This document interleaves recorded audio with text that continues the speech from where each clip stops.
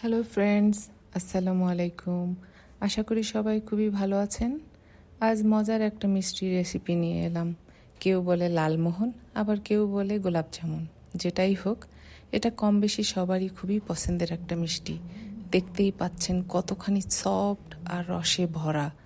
অবশ্যই বাসায় ট্রাই করবেন, কমেন্ট করে জানালে খুশি হব।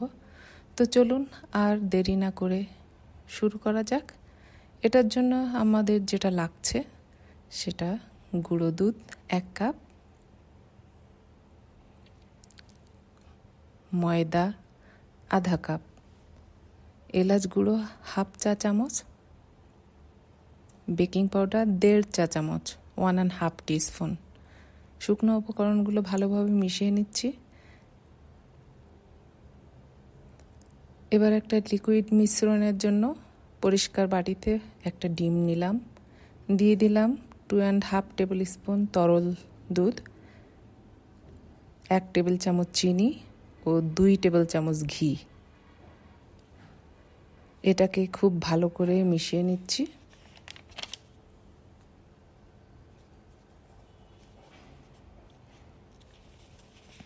এবার যে শুকনো উপকরণগুলো মিশিয়ে রেখেছিলাম সেগুলো টেলে নিচ্ছি, যাতে করে কোনো লাম্পস না থাকে।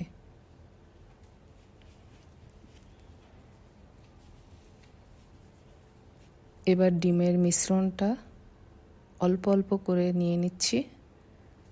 একসাথে একেবারেই ঢেলে দিবেন না, তাহলে নরম হয়ে যেতে পারে বেশি।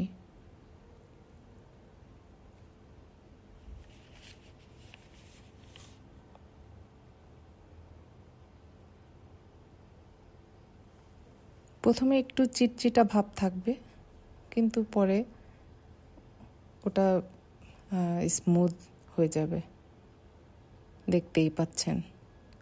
এবার এটাকে 5 থেকে 10 মিনিটের জন্য রেস্টে রাখছি। ফিরে এলাম। এবার একটা স্পুনের সাহায্যে ছোট ছোট মার্বেল সাইজের সবগুলো কেটে নিচ্ছি। এতে করে আমার কাজের সুবিধা হবে। এবার 2 হাতে তালুতে একটু ঘি অথবা তেল মাখিয়ে ওগুলোকে একটু ছোট মার্বেলের মতো গোল আকার দিয়ে দিবেন। দেখবেন যাতে ক্র্যাক না হয় ওর মধ্যে। একে একে সবগুলো বানিয়ে নিলাম।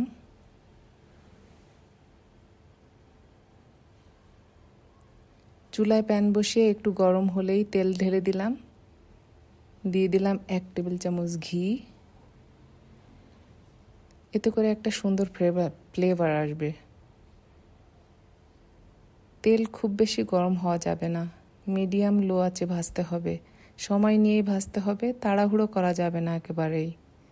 বেশি আঁচ বাড়ালে বাইরে খুব জলদি বাদামি হয়ে যাবে আর ভিতরটা ঠিক মতো হবে না, কাঁচা থেকে যাবে। এর ফলে মিষ্টির ভেতরটা শক্ত দানা হয়ে থাকবে। দেখতেই পাচ্ছেন কত সুন্দর সোনালি বাদামি রং চলে আসছে।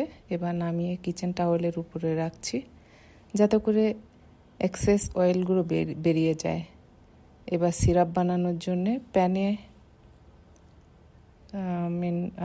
5 কাপ পানি দিলাম আর 3 কাপ চিনি। এর সাথে কয়েক টুকরা দারুচিনি এবং এলাচও দিয়ে দিলাম।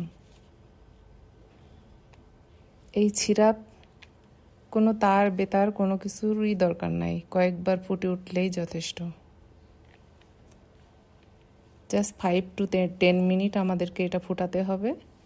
তারপরে ওটা রেখে দিতে হবে 2 থেকে 3 ঘন্টার জন্য ঠান্ডা হতে। যদি আমার রেসিপিটা আপনার ভালো লাগে তাহলে লাইক শেয়ার করে পাশে থাকবেন। Thanks for watching. আল্লাহ হাফেজ।